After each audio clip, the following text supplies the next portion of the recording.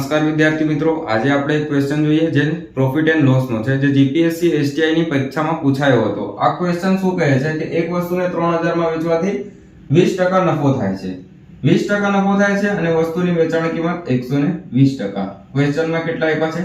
3000। અહીંયાથી આપણે મૂળ કિંમત શોધી શકીએ 100%, એટલે કે 3000 ભાગ્યા 120 અને અહીંયા 100।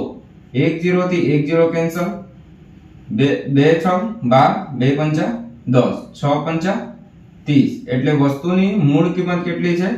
2500 રૂપિયા। હવે ક્વેશ્ચન આગળ શું કહે છે કે જો તે વસ્તુને 2400 માં વેચવામાં આવે તો કેટલા ટકા નફો કે નુકસાન થાય? 2400 માં વેચે, મૂળ કિંમત કેટલી છે? 2500, અને 2400 માં વેચે તો કેટલાનું નુકસાન થાય? 100 ના। મૂળ કિંમત કેટલી? 2500, અને ગુણ્યા 100 કરીએ આપણે તો અહીંયા આપણે જે છે એ ખોટ અને નફા જે પણ હોય એનો ટકાવારી આવી જાય।